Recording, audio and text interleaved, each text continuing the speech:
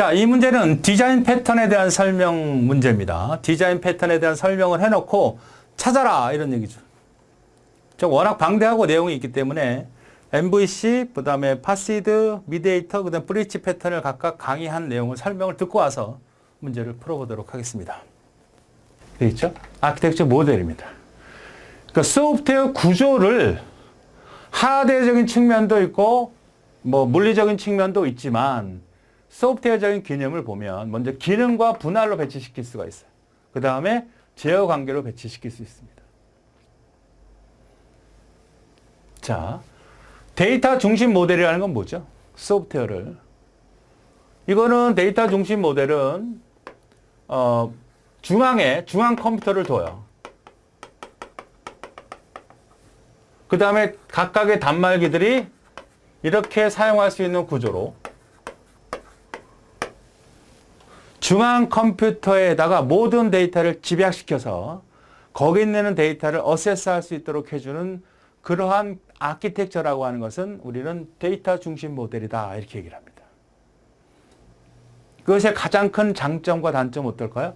관리가 편하겠는데 관리가 편하죠. 그러나 집중이 되고 자료가 많이 사용이 되면 트래픽이나 부하가 걸린다는 그런 단점을 갖고 있습니다. 클라이언트 서버는 분산이죠, 분산.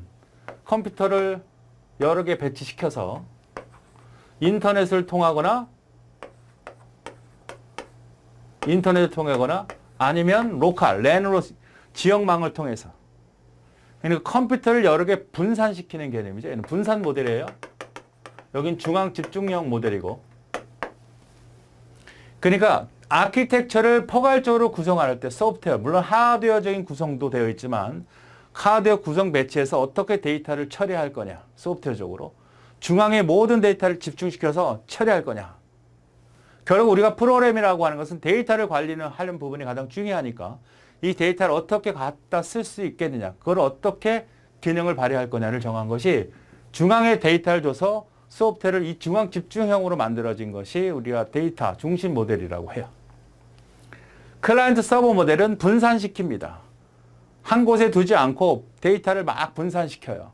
이 부하의 문제점을 해결한 거죠. 부하 관련, 많은 사람들이 접근을 하면 이 데이터를 관리하는 소프트웨어나 데이터가 부하 걸릴 테니까 이걸 분산시킨 작업이 바로 클라이언트 서버 모델.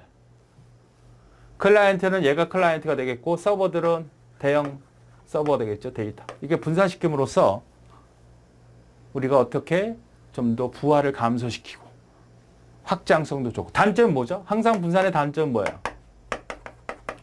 보안 문제가 항상 있죠. 보안이라는 건 여러 개의 서버를 관리하니까 어떤 놈이 하나 관리할 때 영이 있는 놈이 중요한 정보를 가져갈 수 있다는 문제. 여긴 중앙 집중적으로 관리하니까 보안 문제가 이렇게 없죠. 이거보다는. 계층적 모델이라는 것은 여러 개로 나눠서 컴퓨터가 있다면, 소프트웨어가 있다면 사용자가 접근하는 층, 그 다음에 응용 프로그램이 접근하는 층, 아니면 관리자가 접근하는 층, 아니면 데이터 관리자, DBMS가 관리하는 층, 이렇게 만들어 계층별로 나눠서 어떤 데이터를 두고 집중적으로 분산하는 게 아니라 하나의 데이터가 되든 분산이 되어든 그것을 접근 허가권을 줘서 사용자가 접근할 수도 있고 응용 프로그램 접근할 수도 있고 이런 것들을 체계적으로 계층별로 나눠서 등급을 보유한다는 얘기입니다. 등급. 자, 이 MVC 모델이 가장 중요합니다. 여기서는.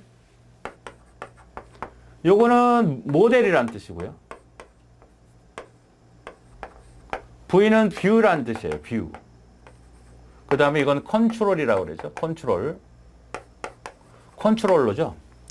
그래서 MVC라고 그래요. 지금 현재 가장 많이 채택하고 있는 모델입니다. 그러니까 프로그램을 베이스에다 둬요. 모든 프로그램들은 여기 다 있어. 데이터베이스, DB 다 있어. 여기. 프로그램. 우리 회사에서 모든 데이터는 다 여기 존재합니다. 이걸 우리는 뭐라 그래? 모델이라 그래. 모델. 그러면 이러한 데이터들이 누군가의 사용자에서 접근을 해야 되지 않습니까? 사용자가 붙어서 접근을 해야 되죠. 그러니까 사용자가 보고 입출력 작업을 하는 이 작업을 우리가 뭐라 그래? 요거를 뷰라 그래, 뷰. 그럼 이 뷰가 여기 있는 데이터들을 어세스하고 접근하려면 직접 자기가 연결을 하는 게 아니라 뭔가 연결 작업에 필요한 제어 장치가 필요하겠죠? 이걸 우리는 뭐라 그래? 이거를 컨트롤러 그래.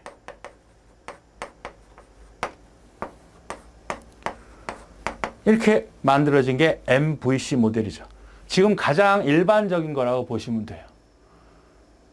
우리가 보통 그 선거관리위원회도 마찬가지고 선거관리의 전체적인 모든 기능들은 선거관리위에서 하고 선거구가 되겠죠. 나라 국가적인 어떤 관공서를 관리하는 모든 기능들이나 자료는 다 여기 있잖아. 그리고 그때그때 쓰면 되죠. 필요하면 추가시키기도 편하고 삭제하기도 편해요. 소프트웨어 측면에서 보면 어떤 회사가 있어요. 그럼 회사가 있다면 거기서 관련된 모든 데이터, 모든 프로그램, 모든 자료를 한 곳으로 집중 관리를 합니다. 그리고 그건 나도. 그리고 어디서든 이걸 쓰기 위해서는 그 컨트롤 부착을 시켜서 연결해서 쓸 수 있게끔 하고 필요 없으면 제거하기도 하고 이렇게 해주는 붙였다 떴다 해주는 이러한 작업을 우리가 MVC라고 하고 이런 MVC는 현재 많이 사용하고 있다. 자, 그래서 이 MVC 데이터 중심 모델을 볼까요? 이렇게 생긴 겁니다. 중앙 컴퓨터의 데이터를 집중 배치시켜 놓고 거기에 대한 직원 관리, 은행 업무 이런 것들을 집어넣은 거죠. 모든 데이터를 중앙에서 관리한다. 데이터베이스를 구축하여 중앙에서 보관한다. 데이터베이스를 모든 응용 프로그램 데이터를 공동으로 사용한다는 거죠. 문제는 뭐가 있어요? 은행 업무 학적 관리 같은 건 좋다. 그러나 한 곳으로 집중되기 때문에 일관성 있게 관리가 되는 장점이 있고 통제가 되는데 문제는 뭐예요? 병목 형상, 데이터 접근을 많이 하거나 아니면 데이터를 일부 수정했을 때 파급 효과가 너무 크다는 얘기예요. 단점. 클라이언트 서버 모델, 분산 모델입니다. 분산 모델. 어떻게 시켰어요? 책에 있는 거 참조하세요. 그림이 잘 안 보이면. 이렇게 여러 개 떨어져서 있는 것이죠. 분산 네트워크 시스템입니다. 분산 네트워크. 데이터 처리 기능을 클라이언트 서버로 분할해서 관리한다. 분할해서 관리하죠. 장점이라는 건 병목 형상, 부하를 감소시킬 수 있지만 분산에 대한 단점인 보안 문제는 계속 남아있다라는 거예요. 그렇죠.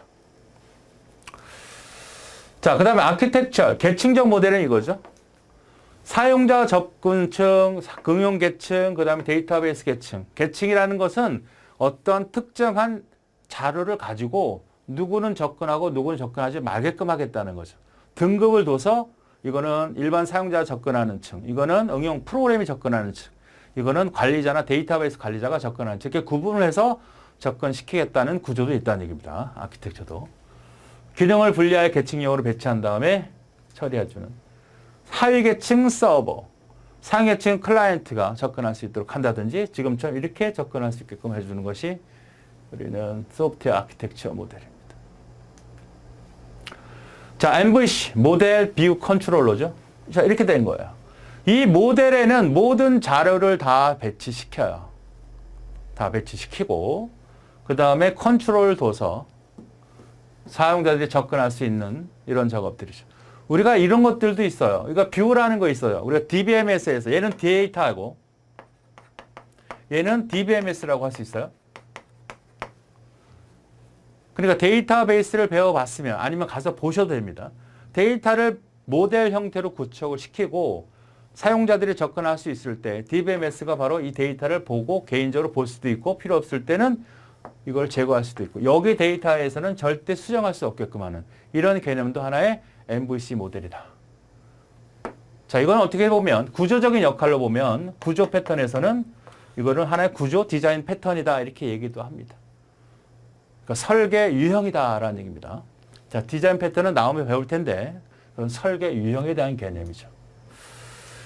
자, 인터페이스가 변경되더라도 덜 받도록 하겠다는 얘기입니다. 이게 변경이 되고 여기가 변경이 되도록 영향을 덜 받게 하겠다. 여러 개 서버 시스템을 사용하는 게 적합한 환경이다. 구성 요소는 뷰가 있고 뷰는 뭐라고? 사용자가 접근할 수 있도록 해주는 부분이고 컨트롤러는 바로 모델과 중간 접속자로서 그러한 어떤 데이터를 끌어와서 실행할 수 있도록 하거나 뷰에 대한 개념의 데이터를 전달해서 사용자가 쉽게 보여주게 하거나 하는 중간 계층에 대한 개념이 컨트롤러다. 뷰를 통해 사용자 요청을 모델에게 전달해서 그 모델에서 받은 응답을 다시 사용자에게 역할을 해주는 거. 중간 역할을 해주는 거네요. 인터페이스 역할. 어떻게 보면 우리가 운영체제에서 보면 하나의 쉘의 역할을 하는 거죠. 모델은 인터페이스 영향을 받지 않으면 요청한 데이터를 처리를 담당하는 실제 프로그램이죠. 제어 프로그램에 해당되는 것이 모델이다. 자, 이번 시간에는 디자인 패턴에 대해서 배워보도록 하겠습니다. 자, 우리 시험에 아주 잘 나오는 내용입니다. 또 굉장히 지금 많이 사용하고 있는 형태죠. 자, 디자인이라고 하는 건 설계를 의미합니다. 설계. 소프트웨어를 설계하는 패턴. 소프트웨어를 설계하는 유형. 소프트웨어를 설계하는 타입. 이렇게 이야기할 수 있습니다. 자, 우리가 소프트웨어가 있어요. 그럼 소프트웨어라는 프로그램은 상당히 많죠, 종류가. 워드도 있고, 스프레드시트, 엑셀도 있고, 게임 프로그램도 있고, 직원 관리 프로그램도 있고, 급여 계산 프로그램도 있고, 무수히 많은 프로그램이 있잖아요. 그럼 소프트웨어를 개발하는 입장에서 볼 때 이렇게 무수히 많은 프로그램을 그때그때 새롭게 개발하는 것보다 어느 정도의 유형을 분류해서 정리해 놓으면 어떤 형태가 되는 거고 어떤 형태가 되고 어떻게 쓰는 건지 분류해 놓으면 내가 만약에 어떤 A라는 회사에서 급여 관리 프로그램이 있네. 그럼 급여 관리 프로그램의 자료를 뽑아서 그 패턴대로 프로그램을 하면 좋겠죠.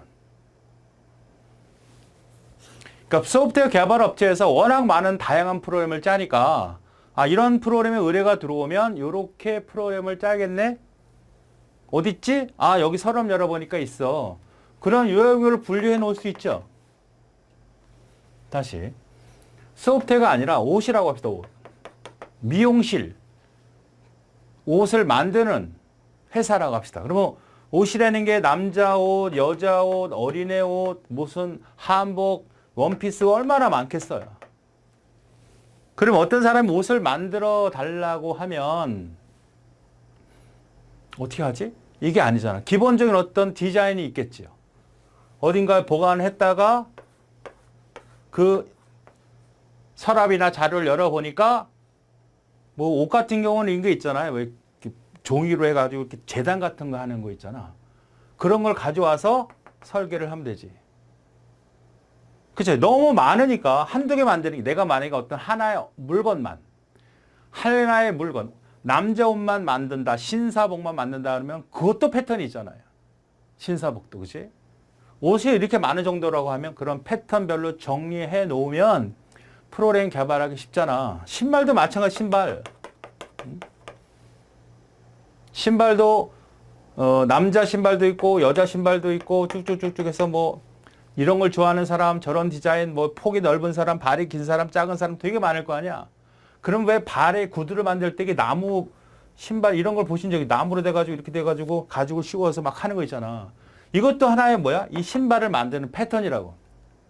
이렇게 만드는 이유는 앞으로 프로그램을 쉽게 개발하기 위한 것이잖아요. 그렇죠? 그러니까 소프트웨어에서도 마찬가지라는 얘기예요. 어떤 프로그램을 만들든 간에 쭉 프로그램 만들다 보면 이런 소프트웨어를 만들면 좋겠네. 이렇게 유형별로, 기능별로 만들어 놓은 형태를 포괄적으로 우리는 디자인 패턴이라고 합니다. 자, 좀 더 생각을 해보죠. 우리가 플랫폼이라는 게 있어요. 플랫폼 많이 들어봤잖아. 또 프레임워크라는 게 있어요. 자, 이 두 가지를 구분해보자. 플랫폼이나 프레임워크는 기본적으로 바탕에 설치되어 있는 거예요. 소프트웨어가 기본 바탕이 되어 있는 거죠. 여러분이 플랫폼이라는 거 있잖아. 공항의 플랫폼. 그러니까 플랫폼이라는 것은 어떤 형태의 환경을 제공해 줍니다. 플레임워크도 환경을 제공해 주는 거예요. 처음부터 다 만드는 게 아니고 소프트웨어를 개발할 때 밑바탕을 깔아주는 형태예요. 밑바탕을 깔아주는 건 똑같은데 밑바탕을 깔아준다는 얘기예요. 기초공사를 미리 해놓는다는 얘기죠. 기초공사를 소프트웨어를 개발할 때 해놓는데 그 기초공사가 계속 실행 중에 있다면 실행 중에 있고 그 상태에서 여러분이 사용하라고 있다면 기초도 계속 움직이고 여러분도 그 바탕하에서 계속 운영이 된다면 이걸 우리가 플랫폼이라 그래요. 가장 얘기하는 유튜브잖아요. 유튜브는 어떤 거예요? 유튜브라는 프로그램이 계속 운영되고 있죠. 내가 유튜버가 거기서 개발해서 올려놓으면 그 운영되는 프로그램 하에서 여러분이 돈을 받고 광고도 하는 거 아닙니까? 그래서 유튜브 플랫폼에서 여러분이 들어가서 거기서 영상도 올리고 거기서 회원 관리도 하고 거기서 포인트도 얻고 좋아요도 눌러달라고 하고 거기에 정책에 따라 움직이는 거잖아. 그러니까 유튜브라는 회사가 운영이 되고 있고 그 상태에서 여러분이 운영이 됐다면 이거를 우리는 뭐래요? 플랫폼이라고 하는 거예요. 그런 거는 트위터도 그렇죠. 또 페이스북도 그렇죠. 그 다음에 인스타도 마찬가지죠. 그러니까 모든 프로그램에 제공된 인스타라든지 유튜브를 제공한 업체에서도 그 프로그램을 계속 운영을 시키고 그 상태에서 여러분이 그걸 이용하는 겁니다. 이런 형태를 우리가 보통 플랫폼이라고 하는 거고 얘는 그렇지 않아요. 라이브러리라든지 컴포넌트라든지 이건 그냥 있는 거예요. 컴파일러라든지 프로그램 개발 툴이라든지 엄격히 말하면 얘는 동적으로 지원하는 겁니다. 얘는 뭐야? 정적이에요. 플레임워크라고 하는 것은 이런 것들이 있어. 얘네 쓰든지 말든지 난 몰라요. 그러니까 플레임워크라는 것은 어떤 기초적인 걸 제공해 주는데 이런 라이브러리들이 있어. 이런 컴포넌트들이 기능들이 있다니까. 이런 것들이 있어. 그러면 니네들이 이걸 써. 좋았으면. 이런 거지. 거기서 같이 뭐 호흡하고 하는 게 아니란 말이야. 이건 정적인 개념이야. 이건 동적인 개념이잖아. 계속 유튜브는 운영되고 있고 트위터도 계속 운영되고 있죠. 운영되는 바탕하에서 여러분이 거기다 얹어서 여러분이 필요한 섭 지원, 여러분이 새롭게 만들어지는 게 아니라 얘네들에 대한 정책에 의해서 프로그램을 내가 뭔가 소프트웨어를 만들어서 얘네들이 여기 와서 놀아. 내가 만든 이 소프트웨어를 우리는 플랫폼이라고 하는 거고 나는 계속 그걸 운영할 거야. 근데 이건 아니야. 만들었는데 니네 갖다 쓰면 되고 안 쓰나 거기에 관심 없어. 이런 것들. 예를 들어서 운영체제는 어디에 속할까요? 여러분이 쓰는 MS 윈도우나 리눅스나 운영체제. 이건 뭐예요? 운영체제라는 것은 플랫폼도 되고 플레임워크도 됩니다. 그러니까 내가 갖고 있고 내가 쓰고 있다면 그 운영체제는 나만 위한 거니까 내가 쓰는 거죠. 내가 지금 컴퓨터에 쓰는 건. 그러나 저기 서버 측이나 네이버라든지 구글 측에서 운영체제가 돌아가잖아요. 그 운영체제 안에서 내가 거기서 쓰고 있으니까 그거는 또 거긴 플랫폼이라고 할 수 있고 나 혼자 설치해서 쓰면 이건 플레임워크라고 할 수 있다. 물론 그것을 정확히 구분해서 이건 뭐냐 저건 뭐냐 이렇게 출제하는 건 아닙니다. 하지만 맥락은 그렇게 정확히 구분하시는 게 좋지요. 그러니까 이 플랫폼은 어떤 형태든 계속 그 제공자가 그 기초공사를 해놨고 그 기초공사가 운영되는 과정에서 여러분이 숟가락 얹어서 계속 운영이 되는 형태야. 그러니까 유튜버라고 생각하면 돼요. 뭐 인스타그램도 좋고. 프레임워크는 어떤 거다? C 컴파일러라든지 자바 컴파일러라든지 라이브러리라든지 컴포넌트라든지 그냥 제공만 되는 거야. 그런 구조나 환경을 제공하는 겁니다. 환경. 이런 환경이 있어. 네가 쓰려면 쓰고 말려면 말아. 근데 그것은 움직여주지 않아요. 누군가. 이런 C 컴파일러나 이런 거 툴이나 이런 것들은 프로그램을 만들어서 제공을 할 뿐이지. 그 제공된 걸 내가 어떻게 쓰느냐야지. 그걸 내가 걔네들이 막 그걸 운영하고 있고 실행하고 있지 않아요. 구분되시죠? 자, 그래서 이 플레임워크에서 활용까지 방법론까지 제공한 거를 뭐라 그래? 이런 것들을 제공한 거를 디자인 패턴이다. 이렇게 얘기할 수 있어요. 어떻게 사용하고 있든지, 그것들을 제공한 거를 우리가 디자인 패턴이다. 이렇게 생각해서 이렇게 플레모크와 비교를 많이 합니다. 디자인 패턴은 얘는 정적의 개념이고 그냥 이렇게 있다고만 제시해주고 안내해주는 거고 거기에 따라서 어떻게 사용하면 좋아, 어떤 형태로 운영하면 좋겠어, 이런 것들을 제공해주는 기능이나 방법론까지 제공하는 거를 우리는 디자인 패턴이라고 하는 겁니다. 그래서 이 디자인 패턴에는 크게 세 개의 덩어리로 나눠지는데요. 하나는 생성 패턴이 있어요. 하나는 구조 패턴이 있어요. 그 다음 하나는 행위 패턴이 있어요. 하나, 두 개, 세 개가 존재합니다. 생성 패턴과 구조 패턴과 행위 패턴이에요. 그러니까 소프트웨어라고 하는 것은 이렇게 옷이나 신발 같은 형태로만 볼 수 없잖아요. 그러니까 생성 패턴이라고 볼 수 있죠. 얘네들은 다. 옷이나 신발 같은, 구두 같은 거는 그냥 만들어지는 형태로만 볼 수 있어요. 그러니까 소프트웨어를 만들 때 어떻게 만드는 것이 좋겠느냐. 소프트웨어를 만들 때 어떠한 구조를 갖는 게 좋겠느냐. 소프트웨어를 실행할 때 어떻게 실행하겠는 게 좋겠느냐. 이렇게 세 개의 패턴을 만들어 줬고 이 안에는 여러 가지 패턴의 종류가 존재합니다. 그래서 이걸 하나 딱 열어보면 하나가 나오겠죠. 아, 이 패턴이 딱 있는데 그것이 행성 패턴이든 구조 패턴이든 여기 하나 만들어 볼까요? 여기 패턴에 보면 뭐 공장, 추상적 공장 패턴인 메소드 패턴인 뿌리찌, 뿌리찌가 아니라 생성 패턴에는 뭐 프로토타입, 빌더 이런 패턴들이 존재해요. 그 패턴이 하나가 있으면 얘네들은 어떤 형태가 존재하느냐면 이 패턴에 이름이 필요하겠죠. 그죠? 아니 내가 옷을 하나 가져왔어. 그럼 이름 붙여놔야 될 거 아니야. 무슨 저건지. 신발에 어떤 구두 하나 갖다 놔야 될 거 아니야. 어떤 유형인지 이름이 필요할 거 아니야. 이름. 그 다음에 컨텐츠가 있어야 돼. 내용이 필요하겠죠. 내용.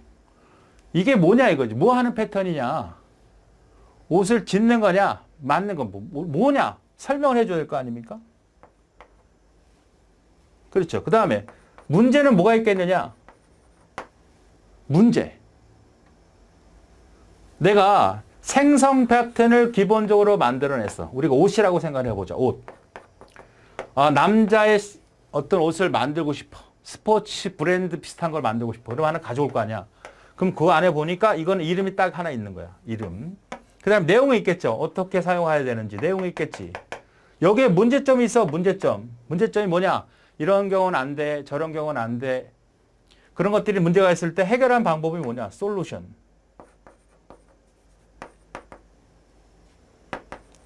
솔루션은 뭐냐? 이렇게 어떻게 문제점이 어떻게 해결을 하라. 그 다음에 그 장단점이 뭐냐? 이걸 쓸 때. 했을 때 이거는 시퀀스. 자, 이렇게 5가지가 바로 디자인 패턴의 구성 요소라고 보시면 되겠습니다. 그래서 우리 시험에서는 생성 패턴, 구조 패턴, 행위 패턴에 대한 설명을 하고 이게 무슨 패턴이냐 찾는 문제, 혹은 패턴이 어디 소속되느냐를 찾는 문제, 이런 부분들이에요. 한번 보죠. 자, 유사한 문제를 해결하기 위해서 설계들을 분류하고 각 문제 유형별로 가장 적합한 설계를 일반화하여 체계적으로 정리해 놓은 것을 소프트웨어 개발에서 효율성과 지혜사용성을 높일 수 있다. 그러니까 이거죠. 옷. 이건 모르더라도 이거. 신발. 재사용하려면 종류가 많잖아. 종류가 많으니까 분류를 해야 되잖아. 그 다음에 문제 유형별로 잘 적합한 설반을 일반화시킨다는 얘기죠. 아, 내가 문서 프로그램 아니면 뭐 직원관리 프로그램 이런 것들을 일반화시켜서 체계화시킨다는 얘기죠. 옷이면 남자, 여자, 어린아이 옷 체계화시킨다. 신발도 그런 식입니다. 프로그램의 개발장에서 자주 사용되는 문제를 해결하기 위한 방법 중 하나로 소프트웨어 개발장에서 발견된 설계 경험을 누적한 거잖아. 없는 걸 만들려는 게 아니라 오랫동안 경험을 해보니까 이건 이런 패턴이 좋아, 이런 패턴이 좋아, 이런 패턴이 좋아. 이런 패턴을 정함으로써 이 소프트웨어를 다루는 사람이나 개발하는 사람이나 그걸 분석하는 사람들이 이건 어떤 형태의 구조라는 거를 표준화시켜 놓으면, 일반화시켜 놓으면 그것들을 다 그런 형태의 종류로 짤 거 아닙니까? 내가 직원 프로그램이 있어. 그럼 직원 프로그램에 대해서 어느 정도 표준화시켜 놓으면 그들은 다 그걸 따라서 만들어낼 것이고 그 차이점도 크게 줄 거 아닙니까? 그렇잖아. 여자의 옷을 남자의 옷을 만든다면 남자 옷을 만들 때 이러한 기준화를 만들어 놓으면 이런 업체나 저런 업체나 저런 업체나 약간씩은 다르겠지만 기본 뼈대는 똑같으니까 이용하기 편하다는 거지. 소프트웨어도 마찬가지라는 얘기야. 어떤 플레이워크를 제공할 건데 어떤 형태를 제공할 건데 그 제공되는 형태의 방법론이나 활용까지도 설계해 준 것을 디자인 패턴이다 라고 볼 수 있다는 얘기입니다. 생성 패턴, 구조 패턴 3개가 있다는 거예요. 생산성을 향상시키기 위해서 이렇게 분류시켜 놓으면 적은 시간을 노력하더라도 쉽게 빨리 많이 개발할 수 있죠. 예를 들면 소프트웨어 개발 중 유용하도록 사용되는 객체나 객체에 대한 상호관계나 모아놓은 목록이라고 할 수 있다. 이런 캐비넷에 집어넣고 관리하는 이런 캐비넷에 집어넣고 관리하는 어떤 목록이다. 우리 회사에서 가봤더니 우리 개발업체에 딱 갔더니 쭉 물론 캐비넷이 아니겠죠. 파일로 쭉 정리해서 폴더에 이건 어떤 거 여기는 뭐 회사 경영에 관련된 거 이거는 회계에 관련된 거 이건 게임에 관련된 폴더를 쭉 정리해서 이런 프로그램 여기 뚝 열어봤더니 이렇게 개발을 하는 거구나. 이렇게 클래스를 정해야 하는구나. 이때는 객체를 몇 개 생성하는구나. 이런 것들에 대한 부분이 있다는 거예요. 소프트웨어 아키텍처 프레임워크와 다르게 기능보다 구조, 가독성을 확장하여 비중을 둔다. 그러니까 소프트웨어 프레임워크는 하나의 구조잖아요. 어떤 구조, 아키텍처는 구조와 다르게 프레임워크 이런 구조와 다르게 활용 방법론, 확장성까지 비중을 둔다는 얘기죠. 어떻게 더? 이 프레임워크는 있는 거야, 그냥 있는 거. 있는 거야. 정적이라고. 이런 게 있어. 자, 클래스는 이렇게 선언해. 객체는 이렇게 선언해. 그러니까 있어, 문법이. 그런데 그걸 어떻게 하면 좋아? 어떻게 하려면 굉장히 좋거든? 이렇게 얘기해 주는 게 바로 디자인 패턴이다. 이런 거죠. 자, GOF라는 건 뭐냐? 만든 사람들이에요. 엘리 감마, 랄프 존슨, 존 브리스티스, 리차드 헬름은 소프트웨어 개발량에서 디자인 패턴을 구체화하고 체계한 사람들로 보통 GOF라고 불린다. 이렇게 얘기합니다. 만든 사람이죠. 그러니까 디자인 패턴을 만든 사람이고 디자인 패턴을 GOF라고도 한다는 얘기예요. GOF가 뭐냐 그러면 디자인 패턴이라고 보시면 되겠습니다. GOF 디자인 패턴. 자, 좀 더 보죠. 이 23가지 디자인 패턴을 정리해 각각의 디자인으로 생성 구조 행위를 만들어낸 겁니다. 우리가 앞에서 뵀던 MVC 패턴도 하나의 디자인 패턴이에요. 모델이라는 걸 두고 그 다음에 뷰라는 걸 두고 중간에 컨트롤을 넣어서 이렇게 소프트웨어를 개발하면 좋아. 그런데 GOF가 제안한 모델은 아니죠. 자, 그럼 살펴보죠. 이건 뭐죠? 그 디자인 패턴에는 종류가 어떤가? 디자인 패턴은 23가지가 있는데 생성 패턴, 구조 패턴, 행위 패턴을 분류했고 그 안에 구조를 보면 패턴을 보면 그 패턴이 무슨 패턴인지 이름이 있고 어떤 내용인가 사용하는 내용이 있겠고 거기에 대한 어떤 문제점도 파악이 되어 있고 그걸 해결할 수 있는 솔루션도 있고 거기에 대한 장단점도 기술해 놓은 거예요. 자, 네임 이름이죠. 문제가 발생하는 여러 가지 상황이나 내용을 기술한다. 그건 문제뿐만 아니라 여러 가지를 집어넣을 수 있는 내용입니다. 이 패턴을 쓰고자 하는 내용. 프로그램, 제약사항이나 문제점들. 설계를 구성한 사이의 관계를 고려해서 협력 관계를 기술한다. 해법이죠, 해법. 쉽게 얘기하면. 이 영어로 기억하시는 게 돼요. 컨시퀀스라고 하는 건 디자인 패턴 중에서 얻는 결단점을 기술한다. 자, 요 5가지가 있다는 거 기억해야 되겠네요. 아닌 건 뭐냐? 설명했을 때 찾으면 됩니다. 그러니까 상식적으로 생각하면 돼요. 어떤 패턴이 존재한다. 남자 옷을 만드는 패턴을 열어봤더니 이건 이름이 뭐뭐뭐야. 내용을 보니까 대강 뭔지를 알겠어. 문제점들이 이런 게 있네. 이런 걸 이렇게 해결하는구나. 솔루션까지. 이것의 장단점이 이거구나. 이렇게 적이 되어 있다라는 얘기입니다. 5가지가 아닌 거. 자, 그래서 장점은 뭐냐? 개발자들이 원하는 의사소통이 있겠죠. 이런 패턴들이 23개를 제공했다면 이런 패턴으로도 개발해 나갈 거 아니야. 내가 디자인 패턴, 생성 패턴 하나 가져왔어. 이걸 만드는 거는 이렇게 만들어야겠구나. 그럼 그 사람들이 다 듣고, 다 이렇게 만들겠네. 조금씩은 다르겠지만. 그죠? 조금씩은 다르겠지만. 신발을 만든다고 하자고, 신발은. 그럼 신발이 밑둥이 없으면 안 되지. 끈이 없으면 안 되지. 등산을 만든다고 합시다. 등산을 얇게 만들면 안 되냐, 바닥은. 두껍게 만들어. 이건 다 공통적인 요소 아니야? 편해야 되지. 오래 걸어야 되니까. 두툼해야지. 비닐로 만들면 안 되잖아. 하이힐처럼 만들면 안 되잖아. 그런 것들은 공통적인 요소라는 거죠. 그죠? 아키텍처를 구조 파악하기에 용이하다. 왜? 공통적으로 그 모델을 제안을 해놨기 때문에 소프트웨어를 만들려면 이런 종류들이 있거든. 그럼 이 소프트웨어를 이렇게 만들어주면 돼. 재사용성과 확장성이 좋아. 개발 시간을 단축시킬 수 있죠. 재사용성이라는 것은 신발을 한두 개 만들겠어? 옷을 한두 개 만들겠어? 엄청나게 만들다 보니까 디자인 패턴이 만약에 옷 설계하는 구조가 유형이 5개 있는데 더 많이 만들다 보니까 패턴이 더 늘어나. 처음에는 남자, 여자, 어린애, 할머니 깔만 있었는데 할아버지 것도 만들어야 되고 삼촌 것도 만들어야 되고 아저씨 것, 심지어 개업까지도 만들어야 되는 상황이면 더 늘어날 수밖에 없죠. 패턴은. 설계병에 따라 유연성을, 일시성을 줄일 수 있다. 이렇게 표준화시켜 놨으니까 이런 패턴이 있으니까 여기에 맞춰주면 변화가 돼도 문제가 별로 없고 다른 것에 접목을 시켜도 문제가 없겠고 이게 되시죠. 그러니까 디자인 패턴이 다르면 보통 옷 같은 생각을 많이 하잖아요. 디자인이란 말하는 것은 설계 유형이란 뜻입니다. 소프트웨어적으로. 설계 타입. 옷이라고 하면 디자인 패턴이 될 수 있어요. 옷은. 틀린 말은 다 똑같은 말이지. 근데 옷이라는 개념에서 생각을 해보면 옷이라는 게 이런 형태로 분류해 놓고 옷을 만날 때 이렇게 생각을 하시면 되겠습니다. 단점 뭐야? 객체만 쓴다고. 구조적인 개발에서는 안 돼. 과거에 썼던 개발에서는 안 되고 항상 클래스나 객체나 상속성, 인터페이스라고 하는 객체 지향에서만 사용을 한다. 지금 현재는 객체 지향 위주로 프로그램들이 개발되어 있기 때문에 현재 가장 많이 사용되는 패턴이다. 초기 비용이 많이 든다. 자, 생성 패턴, 구조 패턴, 행위 패턴에 대해서 간략하게 설명을 하고 그 다음에 하나하나는 다음 파트에서 프로그램을 예를 들어 설명할 거예요. 지금은 하나하나가 어떤 의미냐 보자고요. 생성 패턴.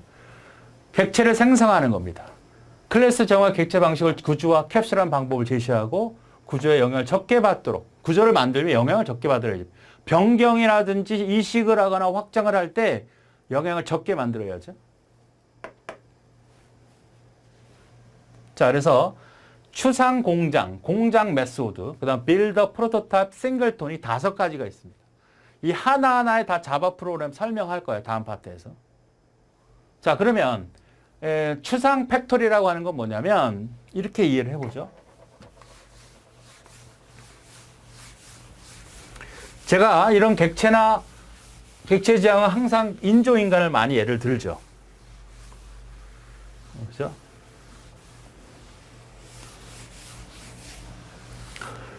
자, 추상 패턴이라는 건 이거예요. 쉽게 정리를 해보면 자, 인조인간 로봇을 만든다고.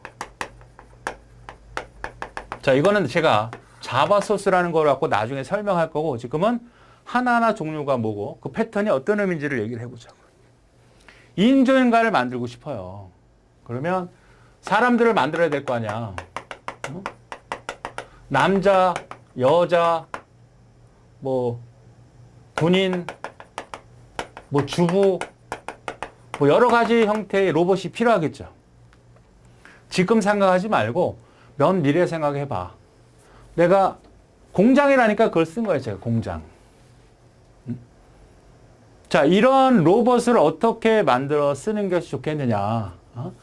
우리가 보통 클래스를 이용해서 클래스와 자바 코드라고 생각하자고. 그런 프로그램을 이용해서 어떤 인조인간을 만들고자 하는데 어떻게 만들 거냐. 이거를 정의한 걸 뭐라 그래?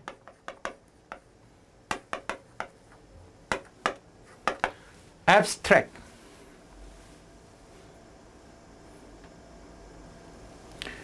추상 팩토리라고 그래요. 팩토리. 그러니까 로봇을 만드는데 로봇의 기본 뼈다구가 있을 거 아니야. 내용을 채우든 내용을 안 채우든 내가 딱 공장에 가봤더니 로봇들이 쫙 있는 거야. 겉 모형들이. 그러면 아, 이 로봇은 주부 로봇이네. 요거는 군인 로봇이네. 이걸 만드는 거를 제안한 것이 abstract factory라 그래요. 그렇죠? 자세한 거는 소스를 보면서 해야 돼. 기초적인 것만. 팩토리 메소드는 뭐냐면 이런 거 말고도 기능들이 있을 거 아니야. 기능들. 기능이라는 것은 공부하는 기능, 전투하는 기능, 뭐 요리하는 기능, 여러 가지 기능들이 존재하겠죠. 그죠? 그럼 이 기능들을 어떻게 배치시킬 거냐? 자, 틀을 하나 가져왔어. 군인 틀을 하나 가져왔다고. abstract factory를 위해서. 그러면 여기다가 전투 기능을 삽입하고 요리 기능 삽입하고 이렇게 삽입해야 될 거 아니야. 이러한 기능들을 어떻게 공유할 거냐. 자, 껍데기가 딱 있어. 로봇, 인조인간 로봇가 딱 있다고. 여기 기능들이 잔뜩 있어. 이걸 어떻게 조합시킬 거냐. 이 로봇에다가 요리 기능을 2개를 집어넣을 필요는 없잖아. 군인 로봇에는 전투 모드하고 공부 잘하는 거 좋다. 왜? 전투를 잘해야 하려면 머리가 좋아야 되니까. 이런 기능들을 어떻게 집어넣을까를 제한한 형태가 있다고. 그것이 뭐야? 팩토리 메소드 패턴이라고요. 그 다음에 이걸 어떻게 초기화시킬 건가? 초기 셋업. 어떻게 장착을 시켜서 어떤 식으로 얘가 인조인간이 동작할 수 있는지. 기본. 얘를 몇 살로 할 거야? 이것도 초기화하죠. 얘가 잘생기게 할 거야?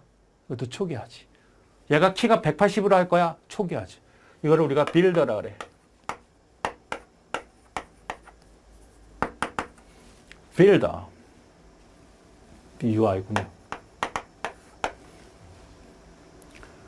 빌더 패턴이라 그래. 자, 하나하나만 일단 설명은 시험 문제 어떻게 나오냐. 설명을 했을 때 이게 무슨 패턴이냐를 물어보니까 지금은 인조인간으로 패턴을 봤지만 그거를 소프트웨어적으로 하는 것은 나중에 하나하나 설명하겠다. 프로토타입은 자, 이런 게 하나 만들어졌어. 그럼 군인이 하나만 필요한가? 군인이 여러 개 필요할 거 아니야? 그럼 군인을 복사해내야지. 복사는 어떻게 해야 돼? 이거는 프로토타입이라 해. 프로토타입. 그 다음에 싱글톤이라는 건 절대 복사하면 안 돼. 이놈은 유일한 놈이야. 얘는 도저히 어떤 놈이든 하나만 생성해야 돼. 유니크해야 돼. 하나만 생성해서 여러 놈이 접근해서 쓸 수는 있지만 원격으로 조절해 쓸 수 있지만 유일하게 딱 한 개만 선택을 해야 돼. 싱글톤이라고 합니다. 자, 대략은 이해할 수 있죠? 하나가 뭔지를 일단 구분해 놓는 게 중요합니다. 그래서 여기는 핵심은 바로 어떻게 클래스를 선언하고 어떻게 추상화시키고 하는 개념을 파악을 해라. 그 다음에 나와 있는 메소드를 어떻게 공유할 거냐. 이건 메소드라고 하죠. 메소드 공유 부분은 바로 뭐야? 팩토리 메소드. 메소드란 말이 나오죠. 빌더는 뭐야? 초기화시키는 거야. 객체. 클래스를 선언했을 때 클래스에 사용되는 멤버 변수들을 어떻게 초기화시킬 거냐. 그 다음에 프로토타입은 만들어진 클래스들을 어떻게 복사해서 사용할 수 있느냐. 하나만 유일하게 만들어야 돼. 싱글턴. 핵심 단어들입니다. 자, 그 다음에 구조 패턴이라는 건 뭐냐. 구조. 어댑터, 브리치, 컴포지트, 데코더, 그 다음에 파사드, 그 다음에 프라이웨이트, 프록시 이렇게 있습니다. 자, 이거는 뭐냐면 어댑터라는 건 뭐예요? 연결된다는 거죠.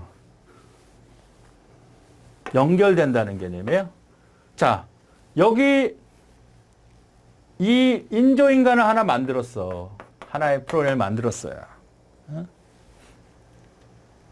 하나 만들었다고 이렇게. 그러면 얘하고 두 개 중에서 제품이 다른 부분이 있겠죠.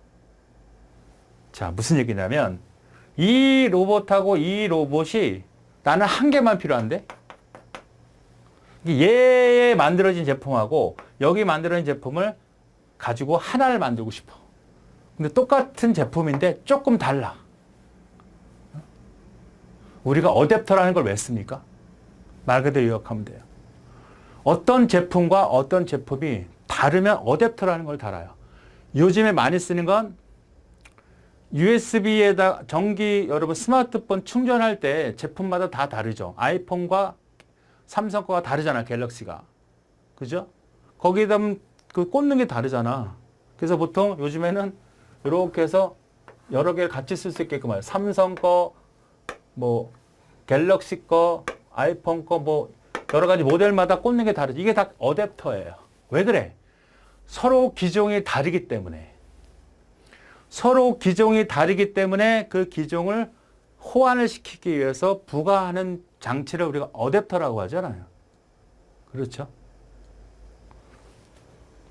우리가 외국에 놀러 가면 전기 코드가 달라. 전압이 다르고 그 다음에 꽂는 코드도 달라. 모양도. 그럼 어댑터라는 걸 가지고 간다고. 그런 것처럼 소프트웨어가 여기서 쓰는 것과 여기서 쓰는 거니까 서로 달라. 그러면 그것을 어떻게 이 두 개를 가져가서 하나로 만들 건가. 그러니까 이 부분은 이 A라는 제품을 쓰고 이 부분은 B라는 제품을 써. 이렇게 연결하는 방법들은 어떻게 연결해야 돼? 만들어진 것하고 어떻게 연결해야 돼? 이것이 구조 패턴 중에 첫 번째 어댑터라고 하는 겁니다. 어댑터. 어댑터. 아시겠죠? 그 다음 블리치라는 거는 블리치. 우리가 이건 지워도 되겠군요. 브릿지라는 것은 어떤 의미일까요? 브릿지. 다리라는 개념이잖아, 다리. 그죠? 다리. 그러니까 소프트웨어를 개발할 때 브릿지라는 것은 뭐냐?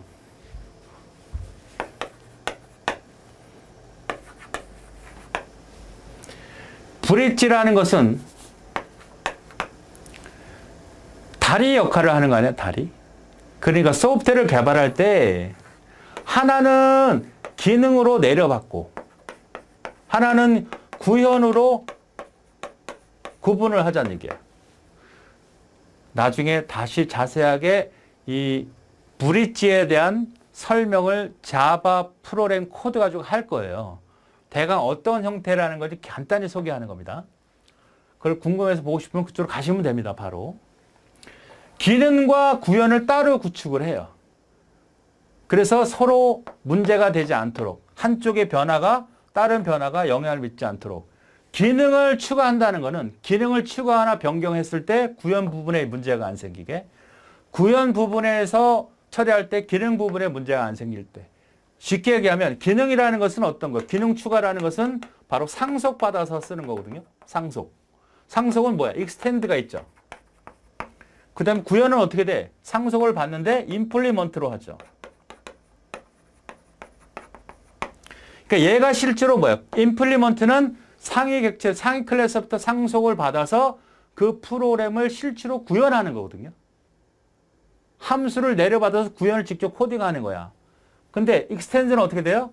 그냥 그 기능을 내려받는 거죠.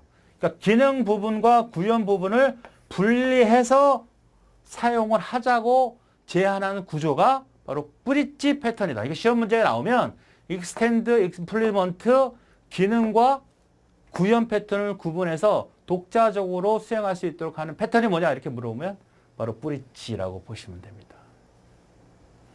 그 다음에 컴포지트라는 것은 이건 트리입니다. 트리 구조만 아시면 돼요.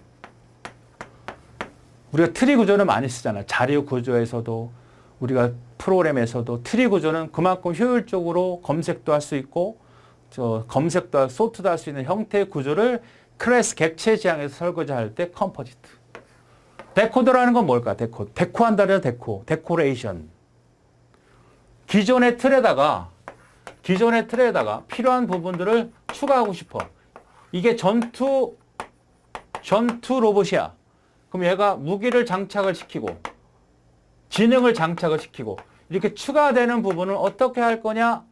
이것이 데코레이터라고 하는 거예요. 말 그대로 잘 해석을 해보세요. 그 다음에 파시드라고 하는 건 뭐냐? 복잡한 내용들이 쫙 있어요.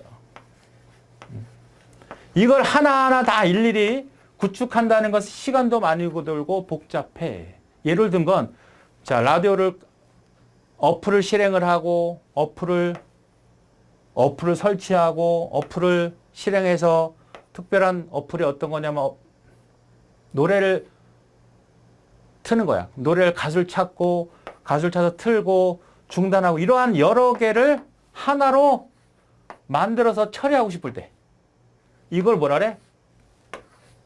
파시드라고 그래요. 파사드.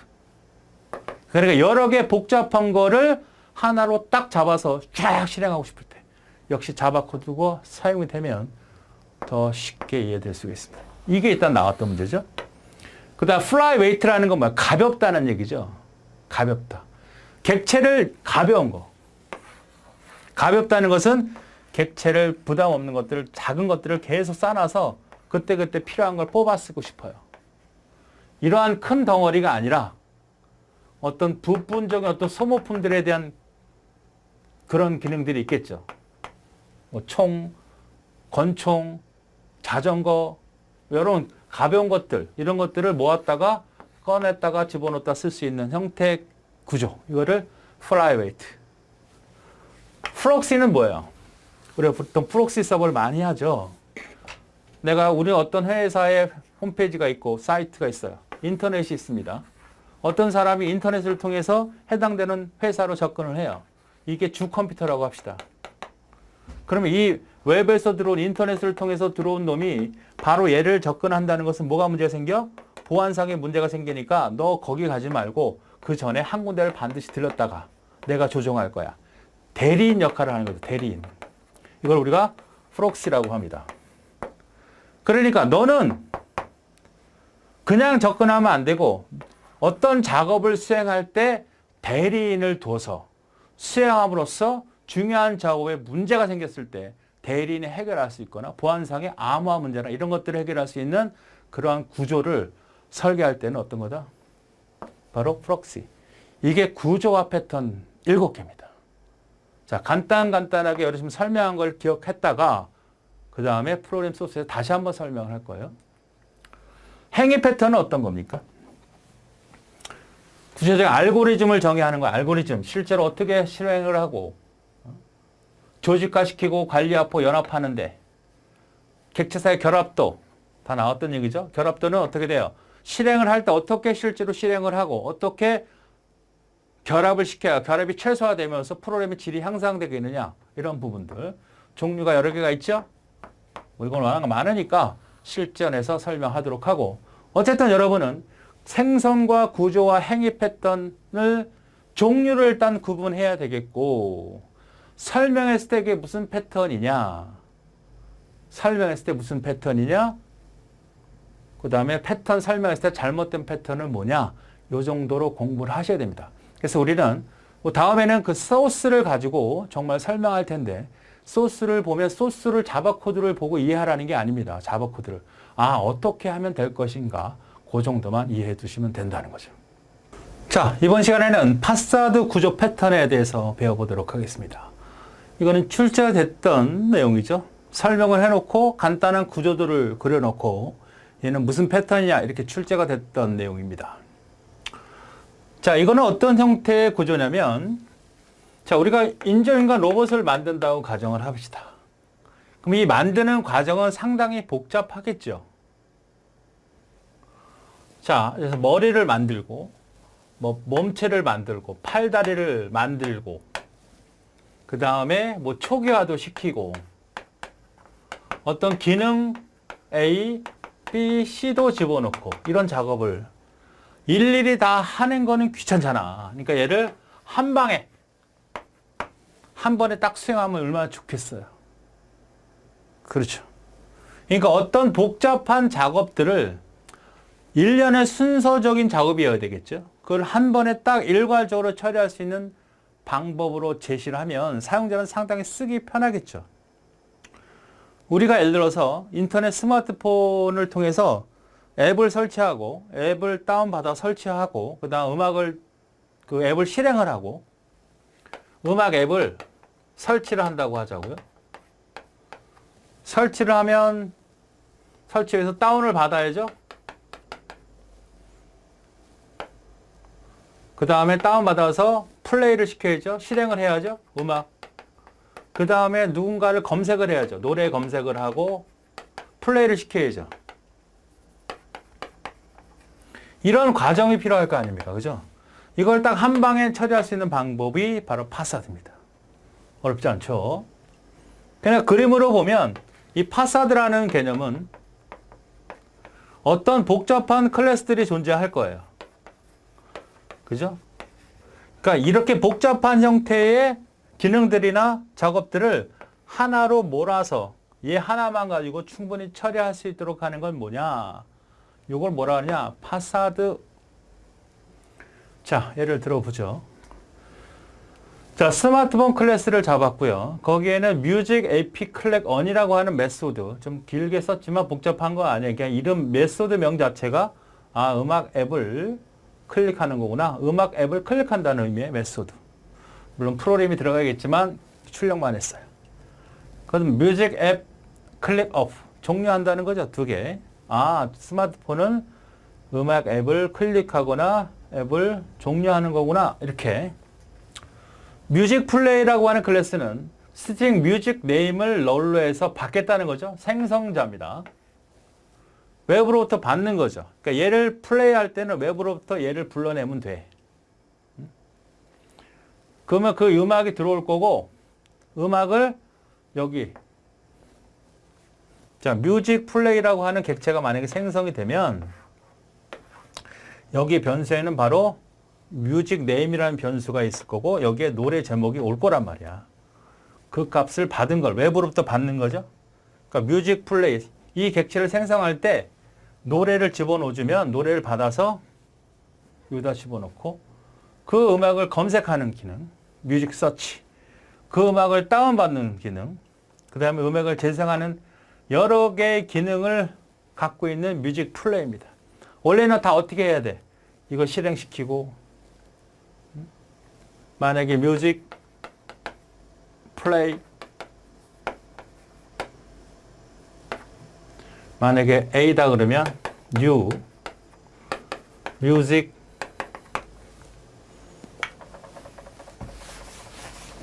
play 생성자니까 대한민국 이렇게 써주면 대한민국을 기억할 거고 그 검색을 할 거고 그 음악을 다운받아서 음악을 재생하는 작업을 할 거란 말이에요. 그죠? 그 전에 뭘 해야 돼? 스마트폰을 클릭해야죠. 앱을 클릭하고 실행을 시켜야 되잖아. 이러한 작업들을 몰아서 하고 싶다는 얘기야. 어떻게? 이렇게. 파사드라고 하는 클래스를 하나 선언해서 이거 줬죠? 그리고 플레이 뮤직에서 아까 스마트폰에 대한 개념, 그냥 뮤직 플레이라고 하는 개념, 그죠? 요건 뭐야, 아까? 요건 뭐야, 두 번째 거는? 두 번째 거는 요거. 검색하고 다운받고 재생하는. 그러니까 쉽게 얘기하면 음악 앱을 클릭하고 검색하고 다운받고 재생하는 작업을 파사드를 통해서 다 하겠다는 얘기죠. 잡아서 클릭해서 뮤직 검색해서 다운을 받아서 플레이 시키는 것까지 이걸 누가 하겠다는 거야? 이 파사드라고 하는 클래스가 하겠다. 그럼 어떻게 부르면 돼요? 어떻게 부른 거예요? 자, 파사드 파라고 하는 객체 변수를 잡아서 파사드 대한민국이라는 걸 넘겼어요. 그럼 얘가 대한민국을 받겠죠? 그러니까 여기는 대한민국이 들어와 있는 거야. 그 다음에 생성의 스마트폰 앱을 클릭하고 이거 앱을 클릭하는 거. 그 다음에 뮤직을 트는 거를 SM과 뮤직이라는 것으로 객체 변수를 두고 클릭온 SM. 뭐야? 앱을 클릭했고 그다음 뮤직에 있는 음악을 찾았고 얘는 뭐예요? 뮤직. 대한민국이라는 걸 찾는 거야. 그리고 뮤직을 다운 받는 거야. 그래서 플레이 시키는 거야. 이러한 일괄적인 작업을 이 파사드 하나 가지고 설정을 해놓고 뮤직 플레이 했더니 쭉 실행이 되는 이런 형태. 이걸 딱 플레이 뮤직 했더니 실행이 되는 이런 형태가 바로 파사드 구조 패턴이다. 이해되시죠?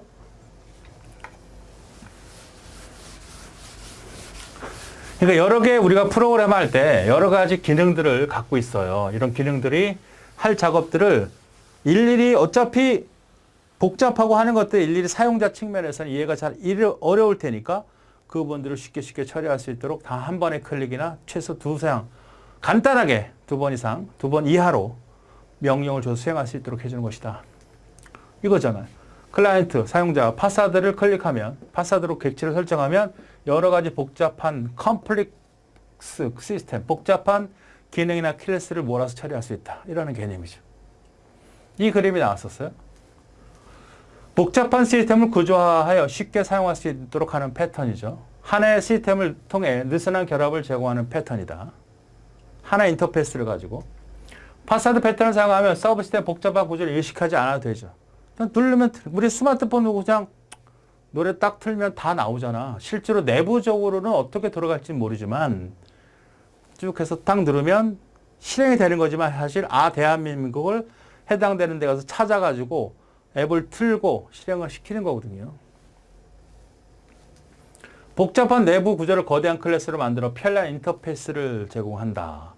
파사드 패턴에서 제공되는 단순화된 하나의 인터페이스로만 사용하므로 클래스 간의 의존 관계를 줄이고 복잡도를 최소화시킨다. 낮은 효과를 갖고 온다. 그러니까 이러한 설명을 쭉 했을 때 이게 무슨 패턴이냐 찾을 수 있으면 되니까 소스를 코딩하는 게 아니라 이렇게 되겠구나 라만 이해하시면 돼요. 고수준의 인터페이스 사용함을 좀 쉽게 사용할 수 있다는 거죠. 고수준이라는 것은. 메소드를 단순화하여 라이브러리를 쉽게 사용하고 이해할 수 있도록 한다. 그러니까 계속 단순화시키고 쉽게 접근할 수 있도록 한다는 얘기죠.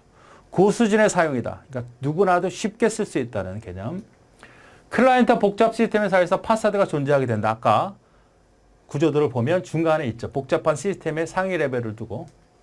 자, 그래서 이것이 바로 파사드다. 파사드라는 것은 여러 개 복잡 다양한 것들, 또 느슨하거나 그런 것들을 쉽게 사용자가 쓰게끔 제공해주는 인터페이스 구조를 우리는 파사드 구조 패턴이다 라고 하는 겁니다. 큐.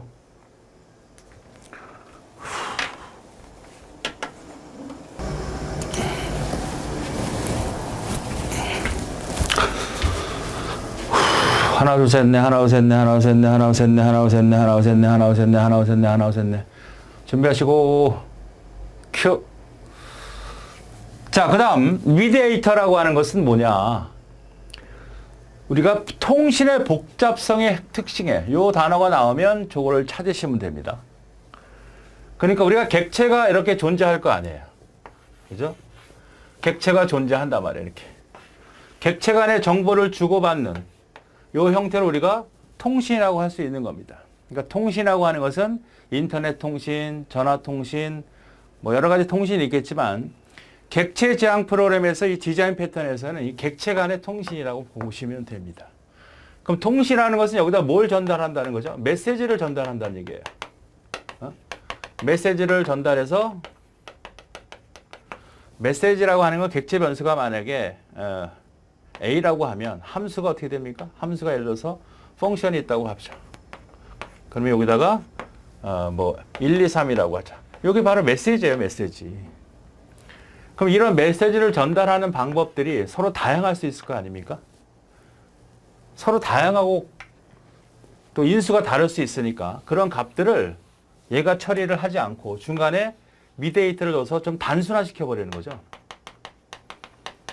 그래서 하나의 객체로 얘를 통해서 접근할 수 있도록 하자.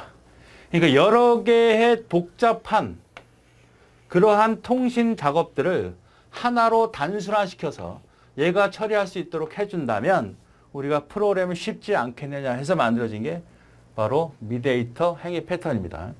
여러 개의 객체 간의 통신의 복잡성을 줄이게 사용되는 패턴이고 복잡한 상호관계를 단순화시킬 수 있다는 거고요. 서로 다른 클래스 간의 모든 통신을 처리하고 약한 결합으로 약결합이라는 것은 객체와 객체 간의 예를 통해서 하기 때문에 직접적인 관계는 있지요. 그러나 그 관계를 약하게 가져갈 수 있다. 그래서 이 중재자 클래스를 제공하는 것이 이게 중재자 클래스가 됩니다. 이것을 미디에이터다 이렇게 보시면 되겠습니다. 그 다음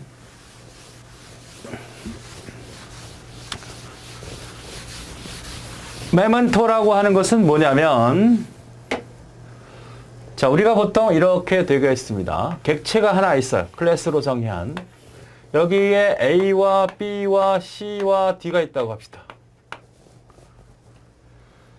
그 다음에 여기에 메소드가 있겠죠. 함수들이. 요걸 우리가 뭐라 그러죠? 어트리뷰, 속성이라고 하잖아. 속성, 상태 같은 말로 속성을 어트리뷰트라고 하죠. 자료 구조 이렇게 얘기하죠. 요거는 뭐야? 메소드, 함수, 기능, 연산이죠. 그러니까 이 메소드들은 실제로 여기 있는 값이 변화가 되면서 이 값들이 바뀌는 거거든요. 예를 들어서 초기값이 1, 2, 3, 4가 있었다고 가정합시다. 그리고 프로그램이 수행되는 과정에 있어요. 얘가 수행이 됐을 때 요거를 뭐 3으로 바꾼다든지 얘가 수행됐을 때 요거를 7로 바꾸든지 얘를 수행했을 때 여기를 5로 바꾼다든지 이럴 거 아닙니까? 그러니까 우리가 객체를 사람으로 보면 얘는 행동하는 모든 것들이죠. 사람들이. 요거는 머릿속에 있는 기억들, 뭐 상태들 이런 거예요. 사람이라고 얘기하면 뭐 눈, 코, 입 상태가 다 바뀌는 거 아닙니까? 그러니까 그러한 개념들의 속성이에요. 자, 그러면 이런 형태가 완전히 종료가 되면 처리가 돼서 종료가 되면 상관이 없지만 잠깐 중단을 한다고 했을 때 중단 과정이 있었을 때 이거를 다시 중단이 되면 이 상태를 보관을 할 필요가 있단 말이죠. 어딘가.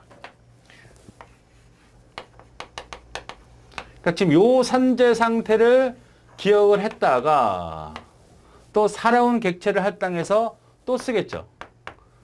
그러면 또 그 내용을 기억했다가 나중에 필요에 따라서 다시 끄집어낼 수 있도록 그런 수행을 하는 개념을 말합니다.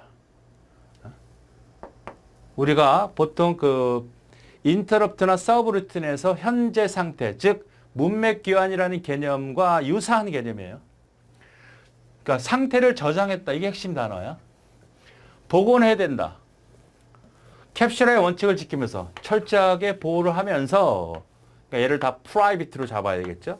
객체 내부 상태를 저장해 두었다가 다시 복구할 수 있도록 하는 그런 행위 패턴이다. 이렇게 기억하시면 되겠습니다. 되겠죠? 핵심 단어 이렇게 보시면 돼요. 설명했을 때 이런 개념. 다음 옵저버라는 건 뭐냐면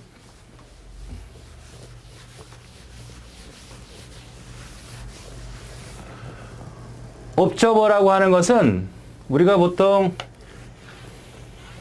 여기가 서버 객체라고 하고 여기가 클라이언트 객체라고 합시다.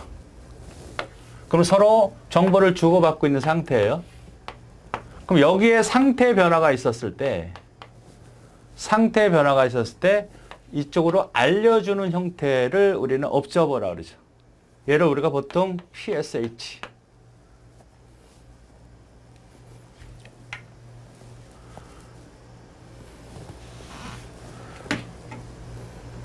Q구나.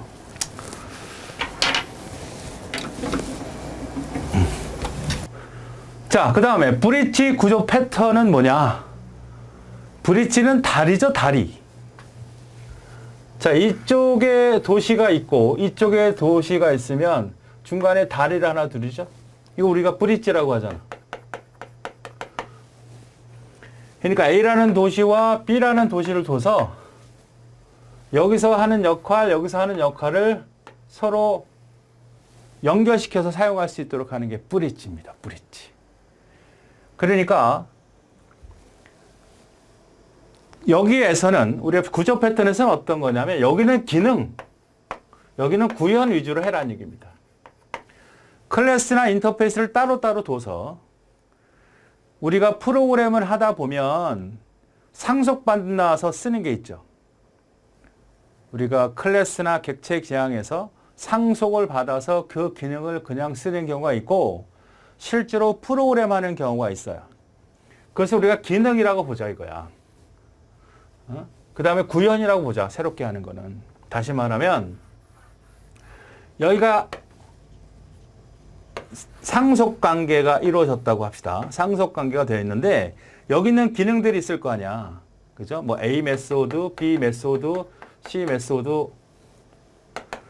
그럼 얘는 어떻게 됩니까? 상속을 받은 거죠. 상속관계가 되니까. 그러니까 이 기능을 다 쓸 수 있을 뿐더러 새로운 기능도 추가해서 쓸 수 있는 거죠. 그죠? 이게 기능이란 말이에요. 기능. 그 다음에 여기서는 어떤 관계로 가져가느냐. 여기는 인터페이스 관계로 가져가자니. 인터페이스 관계로. 인터페이스는 어떤 거죠? 여기는 가, 나, 다 라고 하면 여기는 프로그램이 정의된 게 아니잖아요. 얘가 인터페이스니까. 그죠?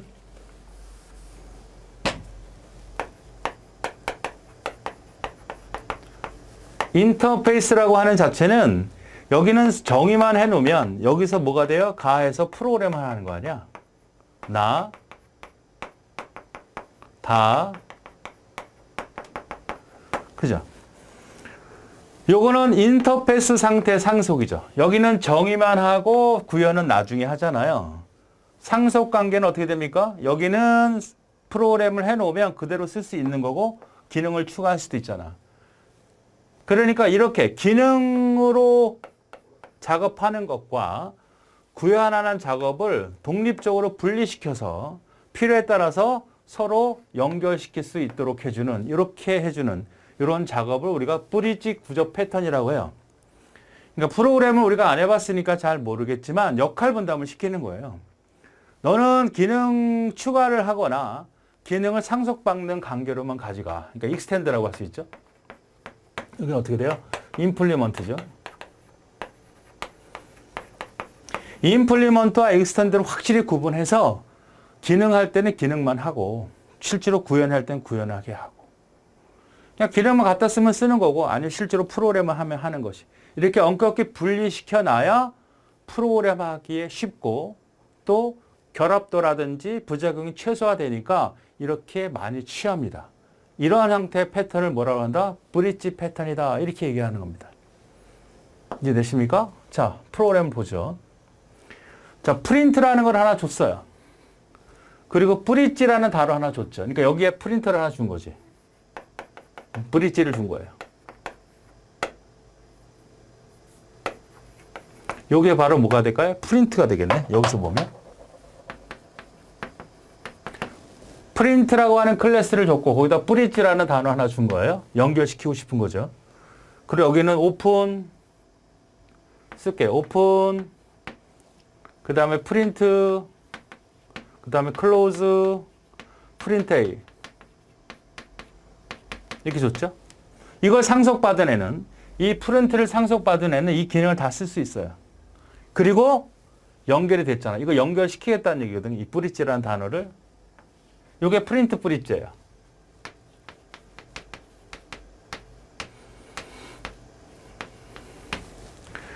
그러면 이 프린트 브릿지를 여기랑 연결시킨 거죠. 그러니까 얘는 뭘 해주는 거예요? 얘는 무슨 작업을 한 거예요? 이 구현 기능과 다리 역할을 한 거죠. 다리 역할. 그래서 오픈, 프린트, 클로즈, 프린트 A라고 하는 겁니다. 뭐 굳이 이렇게 쓸 필요는 없지만 어쨌든 얘는 뭐야? 브릿지 역할을 한 거예요. 다리 역할을 한 겁니다. 이거. 봤더니 오픈이라는 거 프린터나 클로저라는 메소드가 존재하죠. 그리고 그거는 여기서 연결받은 S 오픈, S 붙었어요. S. 그리고 맨 마지막 이거는 세 개의 요 함수를 동시에 수행하는 작업을 수행했네. 자, 프린트라는 클래스는 다리를 연결해주는 다리가 있고 그 안에는 기능이 있는데 오픈과 프린트, 클로즈가 있는데 밑에 프린트 A라고 하는 것은 이 세 개를 동시에 하는 작업을 포함하고 있어요. 그러니까 얘를 호출하게 되면 이 세 개가 동시에 실행이 되는 거야. 근데 그 내용은 뭐다? 브릿지, 저쪽에 있는 S 오픈과 S 프린트, S 클로즈를 실행하는 작업입니다. 자, 요게 정의됐죠? 그럼 요걸 상속받아야 되겠네. 받았네. 자, 상속을 받았어요. 그 다음에 엔프린트라는 건 생성자죠? 동일하니까. 그 다음 프린트 브릿지를 받았으니까. 그 다음 슈퍼 브릿지라는 것은 우리가 생성자하지 않습니까? 이게 프린트가 있고 여기 프린트가 있죠. 생성자의 인수가 존재할 때는 반드시 슈퍼로 불러줘야 돼. 클래스 관계에서 여기 있는 거를 생성자를 호출하면 생성자를 수행하면 상속받은 위에 가서 생성자를 실행합니다. 상위. 다시. 자, 지금 이 엔프린트는 뭐예요? 위에 있는 프린트에 있는 상속, 위에 있는 상위 클래스를 상속받아서 자신을 지금 생성자 함수로 호출한 거죠. 인수가 없으면 자동으로 위에 가서 이걸 수행하거든요. 그런데 인수가 있다면 반드시 이런 형태로 해줘야만 상위 클래스의 생성자를 수행합니다. 생성자는 하나의 객체가 생성할 때 처음에 수행되는 메소드잖아요. 그러니까 여기에서 생성자가 만약에 프린트다. 메소드다. 여기에 생성자가 엔프린트다. 그럼 이 생성자를 보면 얘도 당연히 수행이 돼요.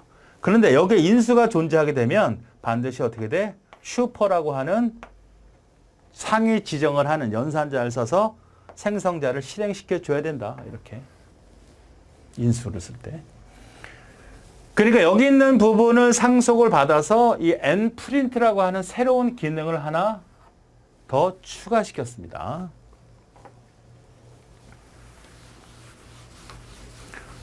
자, 지금 요거와 요거예요. 요거는 엔프린트. 그죠? 엔프린트인데 여기에 위에 있는 거. 이거를 다 생성자를 실행을 하고 그 다음에 오픈도 있고 그 다음에 클로즈도 있고 이러한 반복 수준인데. 그러니까 엔프린트라는 것은 프린트 들어온 개수만큼 출력하겠다라는 의미죠. 1부터 CNT 들어온 개수가 3이면 0, 1, 2까지만 하니까 3번 반복한다는 게 0부터 출발하니까 4번 하면 0부터 출발하면 3까지 출발하는 건데 0, 1, 2, 3까지만 수행하려 4는 안 되니까 그러니까 3번, 4번 그대로 반복을 하는 겁니다. 그러니까 프린트 함수를 3번이든 4번이든 반복하겠다는 겁니다. 그러니까 이쪽은 기능이야. 순수하게 기능. 프린트라는 상위 클래스에서 받았고 기능을 추가했어요. 상속해서 받았고 기능을 추가했습니다. 여기는 기능 위주야. 기능으로 돼 있어. 자, 그 다음에 구형 클래스는 보니까 어떻게 돼요? 당연히 추상 클래스나 인터페이스를 했는데 여긴 추상 클래스로 갔네요.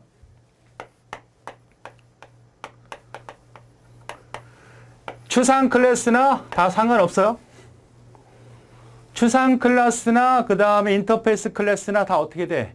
설계를 해주는 거니까 뭐 추가시킬 수도 있고 추상 클래스는 더 내용을 집어넣을 수도 있지만 어쨌든 프로그램들이 니네들이 직접 하라는 의미의 개념을 갖고 있는 거죠. 자, 상속을 받았어요. 브릿지. 여기가 뭘로 되고 요거를 인터페이스라고 여기 임플리먼트로 해도 돼요. 근데 지금 추상 클래스로 갔으니까 익스텐드로 받은 겁니다. 자, 그 다음에 얘는 뭐예요? 프로그램 이렇게 직접 집어넣어놨네. 그죠? 실제로 내용이라는 얘기입니다. 시스템이라고 하는 것은 이 시스템 앞쪽 출력한다는 것은 설명을 할 때 제가 거기는 실제로 많은 내용들이 추가될 수 있다고 생각을 하셔야 돼요. 많은 내용을 추가할 수는 없잖아. 너무 양이 길어지니까. 그죠?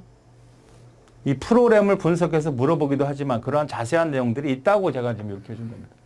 그러니까 이런 형태의 모습들이 있다는 것은 바로 구현됐다. 어떤 내용인지 모르지만 구현이 돼야 되는 내용이다. 이렇게 생각을 하시면 돼요. 그래서 S프린트, S오픈, S가 붙어 있네. 그래서 열기 그 자체를 출력하고 그 다음에 닫기네. 그러니까 이 S프린트는 이 내용을 상속을 받았고요. 그냥 상속 받았고 그 다음에 여기 있는 내용인 S프린트 생성자는 문자를 받아서 거기다 집어넣은 거죠. 자, 이 S프린트가 실제로 생성이 됐을 때, 메모리 확보가 됐을 때 여기에는 뭐가 들어가 있는 거야? 스트링이라고 한 str이죠. 그러니까 얘를 생성을 할 때, 뉴로 생성을 할 때 뭘 넣어줘야 돼요? 어떤 문자열을 집어넣으면 그 문자열을 여기다 집어넣고, 그죠? 여기다 집어넣고, 여기 집어넣는 작업이죠. 외부로부터 넘겨받은 문자열을 현재 멤버 변수에다가 넣겠다. 그리고 그거를 시작할 때는 열기로 했고, S프린트가 실제로 그걸 출력하는 거네요. 만약 여기다가 러브를 넣어줬다 그러면 러브는 여기 들어갈 거고 집어넣는 작업은 어떻게 돼? this.str에다가 str이죠. 인수는 뭐예요? 이걸 받은 인수는 str이죠. 넘겨줬을 때 어떻게 출력하겠다? Soft는 열기, 러브, 그다음에 닫기 이런 식으로 출력을 하겠다는 얘기죠. 얘네도 출력을 하게 되면 Soft. 지금 근데 얘는 수행하고 있지 않습니다. 객체를 생성할 땐 요것만 수행할 테니까. 이런 관계를 갖고 있는 겁니다. 자, 그래서 호출을 하죠.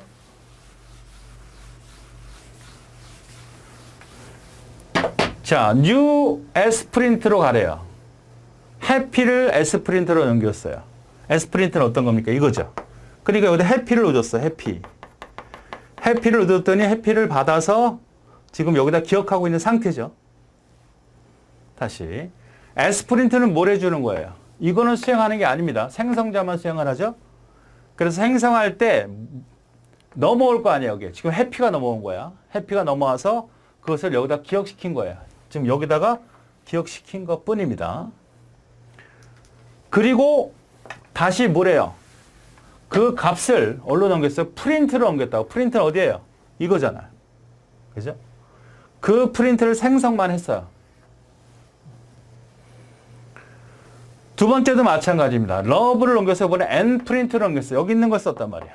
어차피 여기 있는 거와 얘네 똑같은 기능을 갖고 있는 거니까 P2에다 가리키게 했어요. 세 번째 건 어떤 거예요? n프린트에다가 s프린트 똑같이 like를 집어넣고 P3을 가리키게 했습니다. 그러니까 이런 구조, P1은 이런 구조, 이거는 n프린트는 요거, P2, 그 다음 P3는 n프린트, 이런 거죠. 그래서 문자열을 똑같이 받아서 기억된 거죠. 그걸 받아서 어떻게 돼요? 넣어준 거잖아. 그러면 프린트나 n프린트나 n프린트는 다 어떤 겁니까? 문자열이 있죠. 여기를 한번 가보죠, 다시. 자, 보세요. 객체를 생산할 때 뭘 했어요? 객체를 생산할 때. 프린트. S프린트 보세요. 뿌리찌를 가져왔잖아, 뿌리찌를 다. 그렇죠? 자, 그러니까 여기서 S프린트라고 하는 이 부분은 다 뭐예요? 즉, 뿌리찌라고 하는 연결고리가 되는 거죠. 연결고리. 그래서 P1에서 같은 프린트 A를 출력하라 그랬으니까 열기하고 해피하고 닫기를 출력하는 거죠. 프린트 A는 뭐였습니까? 프린트 A는 이거였죠. 이거. 이 세 개를 다 출력하는 거지. 얘는 뭐였어? 브릿지라는 건 이쪽으로 통해서 와가지고 S 오픈, S 프린트, S 클로즈잖아. 이건 뭐죠? 열기를 출력하라. 이거는 닫기를 출력하라. 여기는 문자열이 러브가 들어오면 러브를 출력하라는 얘기거든요. 그렇죠? 다시 한번. 자, 여기 P1에서 가리키는 프린트 A는 여기 있는 프린트 A를 가리키는 겁니다. 그렇죠? 거기에 프린트 L 갔더니 프린트 A는 뭐였어요? 다리를 건너와서 얘를 출력하는 거거든요. 여기는 뭐였어요? S 인풋, S 프린트, S 프린트, S 클로즈였죠. 그죠? 그 다음 P2도 마찬가지죠. 러브를 그러니까 열기, 러브, 닫기가 출력되고 이거 사면 어떻게 돼요? 이것도 똑같아요. like를 넘겼으니까 like 그대로 출력돼. 이 세 개가 다 똑같다. 그런데 의미상 어떤 의미가 되는 겁니까? 분명히 구현하는 부분을 브릿지를 통해서 왔고 또 현재 브릿지를 통해서 자기 기능들을 쓸 수 있는 거죠. 조금 복잡한 프로그램이지만 우리가 브릿지를 두고서 이쪽과 이쪽이 서로 왔다 갔다 하면서 프로그램이 가능하다는 걸 보여주는 거예요. 그럼 맨 마지막은 뭐예요? mprint를 썼죠. mprint라는 건 뭐였습니까? 요거였죠. mprint라는 건 개수를 주니까 3을 넘겨받았단 말이야. 그러면 3이 되겠죠? 그러니까 열기, 출력 3번 하고 그 다음에 닫기야. 그렇죠. 그러니까 어떻게 출력이 되는 거야? 열기, 닫기, like를 받았으니까 like를 한 번, 두 번, 세 번 출력해서 정리한 겁니다. 지금은 여러분이 좀 프로그램을 좀 쉽게 이해하시면 이렇게 되면 됩니다. 자, 프린트라고 하는 내용이 여기는 어떤 기능이 존재한다. 기능들이 있는 거예요. 기능 위주야, 기능 위주. 이런 거 고민 안 해도 돼. 이런 거 신경 쓰지 마. 헷갈리니까. 기능이 들어가 있고 단지 다리만 연결돼 있다. 이렇게. 그러니까 얘는 뭐만 해주면 돼. 프린트라는 부분이 기능이니까 그걸 상속을 받아서 요게 상속받아 내는데 이 브릿지를 계속 이어서 가는 겁니다. 이렇게. 그리고 거기다 필요한 기능들을 여러분이 추가하면 돼. 상속 위주로 가는 거야. 사실 얘도 필요 없어요. 지금 여러분이 이걸 어떻게 왔다 갔다 하는지만 보여준 겁니다. 자, 기능 위주로 갔죠? 자, 요거는 이제는 뭐야? 프린트 브릿지는 뭘 말하는 거야? 구현 위주야. 구현 위주. 여기다 인터페이스를 쓰든 아니면 추상 클래스를 쓰든 정의하고 그걸 상속을 받죠? 그 다음에 프로그램을 합니다. 그러니까 여기는 프로그램 위주야. 그런데 여기서든 여기서든 서로 왔다 갔다 할 수 있어야 되잖아. 서로 끊어진 게 아니니까. 다리 역할을 해야 되니까 여기서 지금 이렇게 연결하기 위한 작업들을 요걸 해준 거예요. 요거. 프린트해서 연결해서 이렇게 진행할 수도 있고 이렇게 갈 수도 있는 작업을 이 브릿지라는 단어를 둬서 영역을 구분해서 프로그램 하겠다라는 의미입니다. 지금 상태에서는 조금 복잡하긴 하는데 이건 어떤 걸 보여준 거냐면 이쪽에 와서 이걸 출력하는 걸 보여주는 거고 새로운 기능을 추가해서도 사용할 수 있다는 얘기를 보여준 거고 그죠? 이거는 그냥 이쪽에 구현되는 파트입니다. 그렇게만 정리하셔도 돼요. 자, 그러면 이거죠. 지금 프린트라는 그림 이거 위아래, 이거 위아래. 역시 그림 자체도 뭡니까? 그대로 그림을 이해하는 게 아니야. 이해만 하면 돼. 그림은 어떻게 나올지도 몰라. 그죠? 여기는 앱스트랙으로 했죠? 인터페이스에 상관이 없습니다. 요거는 뭐예요? 상속 관계를 갖고 있다. 요건 뭐였습니까? 할 때도 있고 안 할 때도 있잖아. 다리를 건너 다닐 수도 있지만 다니지 않을 수도 있죠. 합성 관계죠. 합성 관계. 우리가 집약 관계와 합성 관계가 있었는데 요건 합성 관계. 집약은 이게 집약이죠, 집약. 독립성을 갖고 있는 거. 집약은 어떻게 돼? 친척들이 따로따로 사는 거야. 독립적이야. 여기와 여기가 독립적이지. 집약은 새까맣게 칠해놓고, 아니, 합성은 같이 사는 거라 그랬죠. 그러니까 요 기호는 어떻게 돼? 쓸 때도 있고 안 쓸 때도 있다. 다리 역할을 하는 거야, 브릿지가. 그러니까 여기서만 할 수도 있고 여기서만 할 수도 있지. 반드시 같이 해야 되는 건 아니지 않습니까? 요런 개념을 설명하고 있는 겁니다. 자, 그림을 보고 설명을 하고 이게 무슨 패턴이냐 물어보면 찾을 수 있으면 되니까. 자, 기능 부분과 구현 부분을 독립적으로 변형할 수 있겠다. 독립적으로 사용하겠다. 독자적이다. 기호 이거 쓴다 그랬어요. 그죠? 이거는 독립적이 아니라 종속적이죠? 추상과 구현을 분리할 결합도를 낮춘 패턴이다. 브릿지 구조 패턴은 기능 클래스와 구현 클래스로 연결해 준다. 여기는 기능 클래스들, 여기는 구현 클래스들. 기능 클래스는 뭐죠? 상위 클래스에 있는 기능을 새로운 기능을 추가하기 위해서 상위 클래스는 인스턴스로 상속받아 기능을 추가한다. 그 다음에 추상 클래스나 인터페이스를 상위 클래스로부터 임플리먼트 받아서 하위 클래스 구체적인 구현을 한다. 하나의 클래스가 복잡하게 존재하는 경우에 기능과 구현을 정확히 분리하면 두 클래스가 연결해 사용하는 것을 분리해서 사용한다는 것은 프로그램을 쉽게 하기 위한 겁니다. 이쪽 영역과 이쪽 영역을 섞어 놓으면 어디서 바꿔야 되고 어디서 기능을 써야 되는지 잘 모르니까 기능별로 묶어놓고 구현별로 묶어놓아서 프로그램 쉽게 하고자 하는 거죠.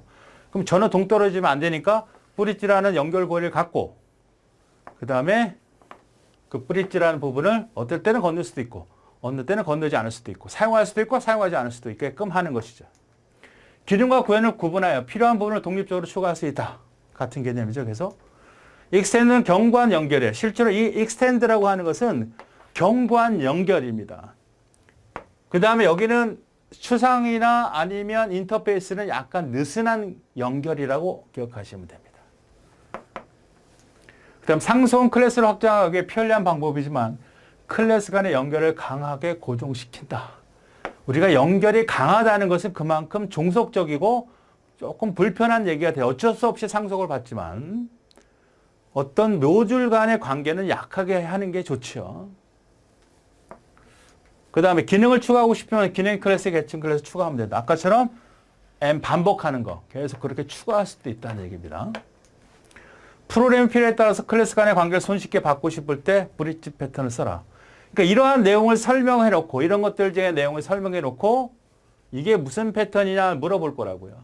그러니까 가장 핵심은 바로 뭐죠? 기능과 구현을 분리했다는 거고 기능과 분리를 함으로써 독자적인 프로그램이 가능하고 그것을 넘나들으려면 가끔씩 간헐적으로 넘나들으려면 이 브릿지라고 하는 구조를 연결시켜야 한다. 이런 개념이 바로 브릿지 구조 패턴입니다. 자, 어떻습니까? 자, 뭔지 다 알았겠죠? 그럼 이 내용은 어떤 거예요? 복잡한 일을 이놈이 다 해라. 복잡한 일을. 클라이언트 서버 시스템 사이에서 뭐뭐 객체를 세워놓음으로써 복잡한 환경을 구조화시킨 패턴이다. 뭐뭐 패턴을 사용하면 서버 시스템 복잡한 구조를 의식하지 않고 이거를 제공하는 단순한 하나의 인터페이스만 사용하므로 클래스 간의 의존 관계를 줄이고 복잡도 또한 낮은 효과를 가질 수 있다. 뭐죠? 파시드죠. 파시드 예를 뭐로 들었어요? 음악을 트는 거로 얘기 들었죠. 그래서 파시드가 복잡한 일을 다 해주는 그러한 디자인 패턴이다라는 것을 알 수 있으니까 답이 두 번째에 해당되는 문제입니다.